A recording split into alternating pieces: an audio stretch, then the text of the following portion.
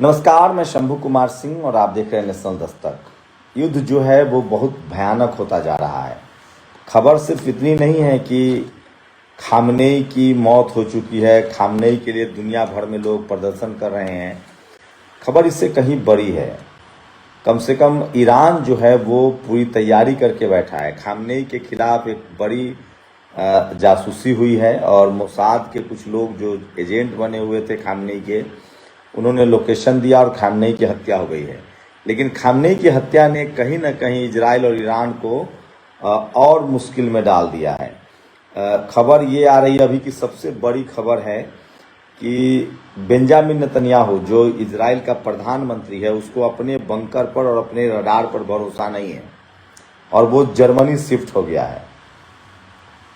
तो Benjamin Netanyahu Germany shift हो गया है, उसको अपने बंकर पर भरोसा नहीं है। उसे लग रहा था कि चूंकि हमने खामेनी को मार गिराया है तो इसका बदला लिया जाएगा। और बेंजामिन नेतन्याहू का बेटा जो है वो मियामी में है, तो वो पूरा परिवार जो है वो लगभग यूरोप में शिफ्ट हो गया है और आम इजरायली को छोड़ दिया गया। मैं बार बार कह रहा हूँ, जब युद्ध होता है तो आम लोगों की मुश्किलें बढ़ती है। नेता के बच्चे, नेता सुरक्षित होते हैं, बाद में वो हाथ भी मिलाते हैं, मारे जाते हैं गरीब जो सेना में हो या जो आम सिविलियन हो। इसी बीच एक और बड़ी खबर मैं आपको जानकारी के लिए बता दूं कि खामियनी का बाराबंकी से कोई जुड़ाव नहीं है। खामियनी से पहले जो खुमैनी साहब थे, जो उनके खामियनी से पहले खुमैनी जो थे, वो ईरान के जो प्रमुख नेता थे, उनका बाराबंकी से संबंध है। खामियनी का बाराबंकी से कोई संबंध नहीं है। तो लोग इसको लेकर इमोशनल भी हो रहे थे कि बाराबंकी यूपी के बाराबंकी से थे, खामियनी के पूर्वज, खुमैनी के पूर्वज जो है वो बाराबंकी से, तो जो इससे पहले ईरान के प्रमुख लीडर थे। ये भी बड़ी खबर है।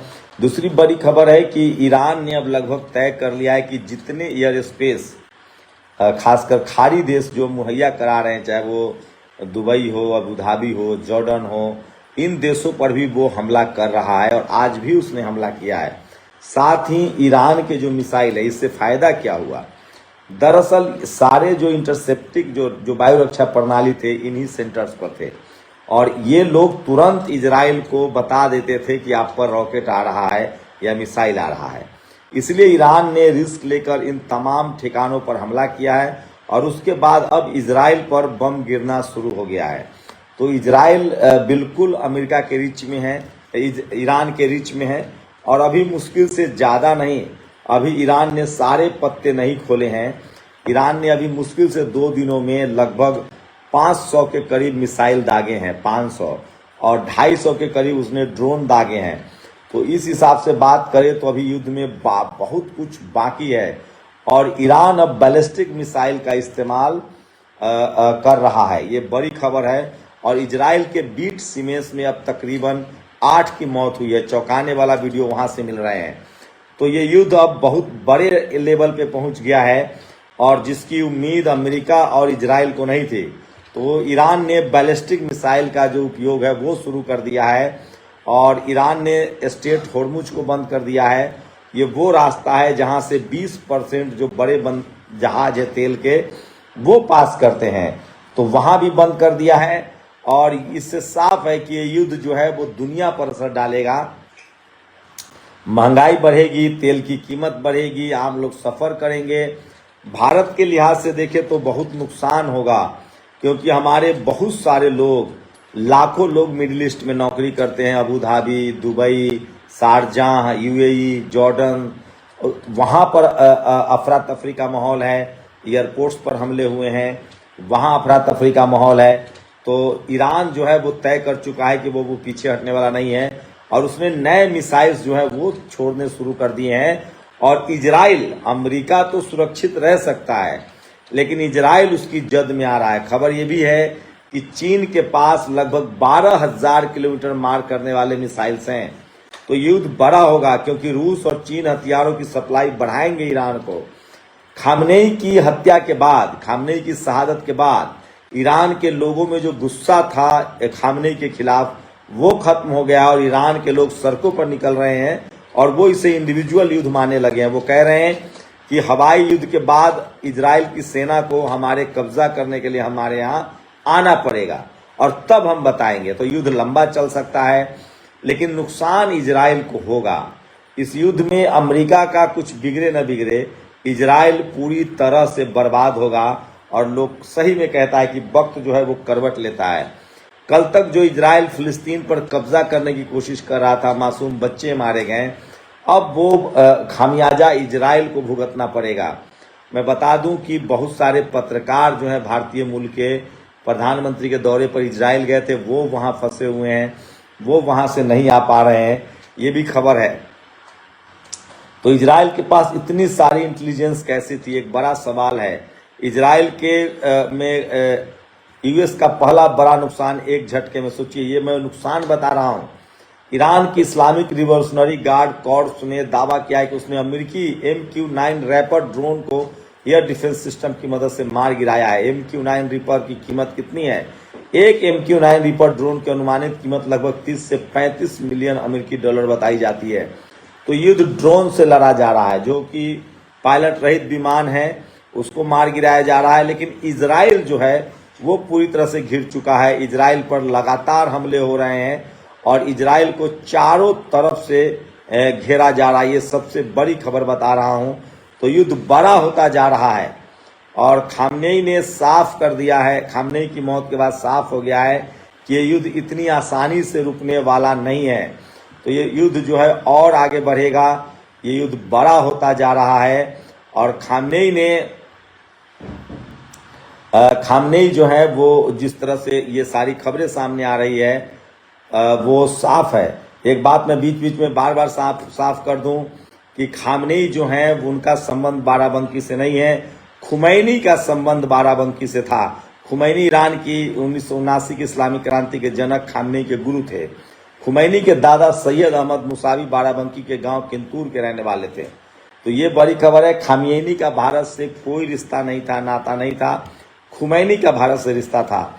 लेकिन भारत में लगातार प्रदर्शन हो रहे हैं, ये सबसे बड़ी खबर है। श्रीनगर हो, लखनऊ हो, दिल्ली में प्रदर्शन हुआ है और दुनिया भर में मुस्लिम समाज के लोग जो हैं वो, अब खासकर मिडिल ईस्ट के भी जो मुसलमान हैं, जहाँ की सत्ता और सरकारें भले ईरान के खिलाफ हो, लेकिन ये तय है कि खामेनी को लेकर एक सॉफ्ट कॉर्नर दुनिया भर के लोगों में बढ़ा है और लोग हिम्मत की दाद दे रहे हैं। वो कह रहे हैं कि खामेनी ने किसी भी कीमत पर सरेंडर नहीं किया, झुका नहीं। उसे पता था कि अमेरिका हमला करेगा।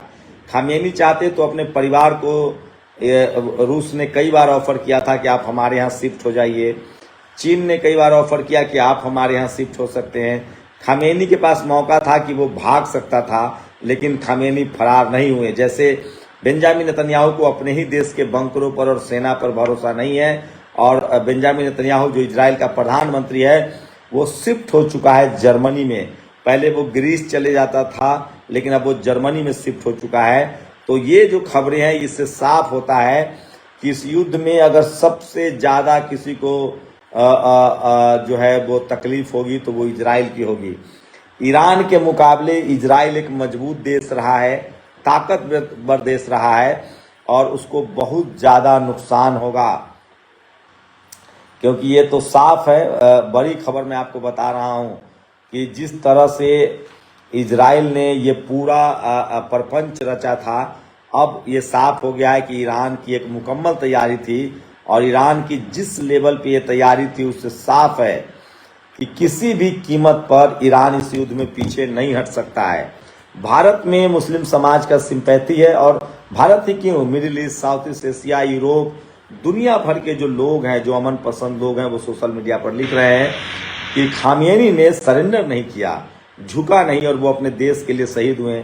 खामेनी के पास मौका था, वो रूस भाग सकता था, चीन भाग सकते थे, लेकिन खामेनी ने ऐसा नहीं किया।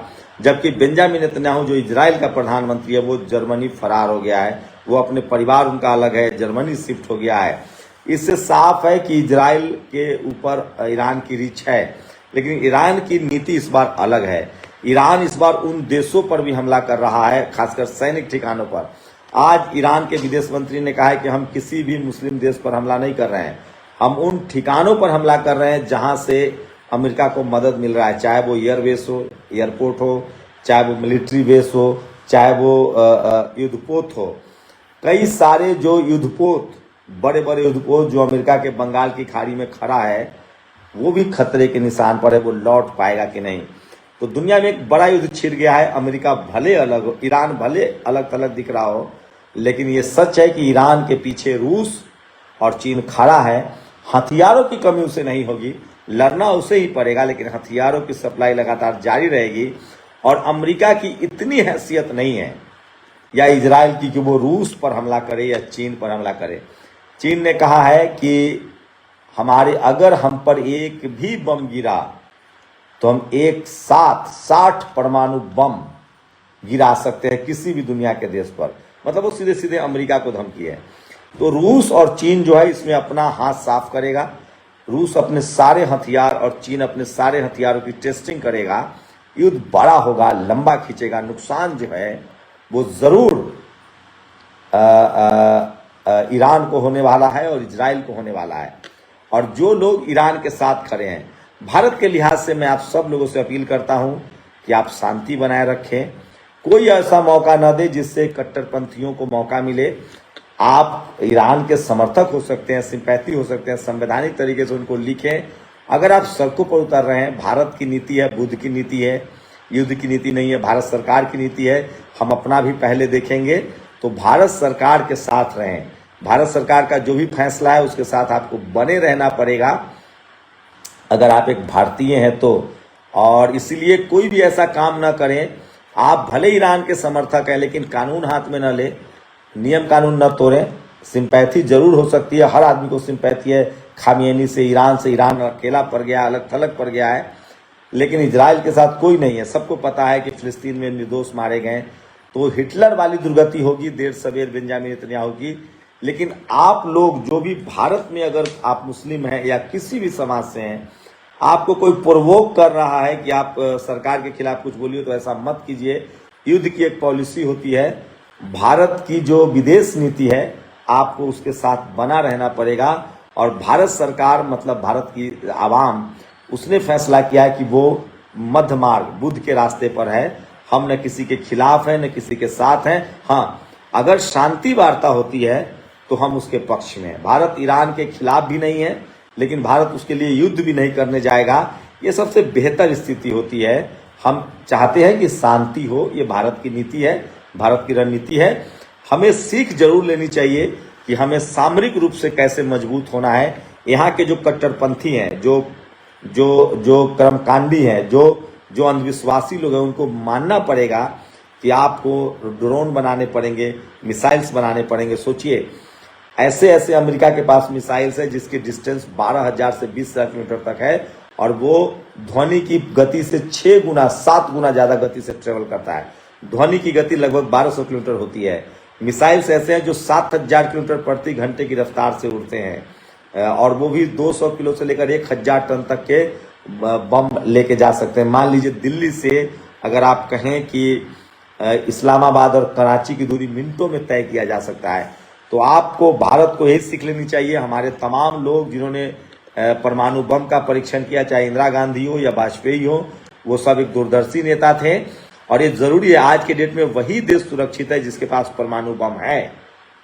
तो अब तकनीक का जमाना है, और आप भी तकनीक पर भरोसा रखिए। हमारे स्कूल, कॉलेज, अस्पताल में सबको मौका मिले, देश को आगे ले जाना है, तो तकनीक से आपको जुड़ना होगा। और ये बात सही साबित हो रहा है। आज ईरान लड़ रहा है तो वो तकनीक के दम पर, विज्ञान के दम पर। ईरान से सिंपैथी रख रहे हैं। मैं आपका हितैषी हूं, इसलिए बता रहा हूं, किसी को मौका न दे। लोग ताक में बैठे हैं, भारतीय मुसलमानों को गद्दार घोषित करने के फिराक में हैं। तो हम लोग सब भारत सरकार के साथ हैं। भारत की जो भी विदेश नीति है उसका सम्मान है। पत्रकारिता में पढ़ाया भी जाता है कि हम देश की विदेश नीति पर, जो द्विपक्षीय संबंध है हमारे, उस पर कोई टीका टिप्पणी करने से बचे। भारत सरकार जो भी फैसला लेती है वो राष्ट्रहित में हो, देश हित में हो। हम अंदर अपने सरकार से सवाल जवाब पूछ लेंगे। लेकिन आप ईरान के प्रति सिंपैथी रखते हैं तो ये अच्छी बात है, लेकिन ध्यान रखें और सौहार्दपूर्ण तरीके से रहें। कभी भी किसी को मौका न दे कि वो आप पर उंगली उठाए। शुक्रिया। नेशनल दस्तक की आपसे गुजारिश है कि अगर इसको बचाना चाहते हैं तो नेशनल दस्तक को सब्सक्राइब करने के लिए रेड कलर के सब्सक्राइब बटन को दबाएं, फिर बेल आइकन की घंटी दबाएं। नेशनल दस्तक को बचाने के लिए बहुत जरूरी है कि हर खबर को शेयर करें, लाइक करें, कमेंट जरूर करें।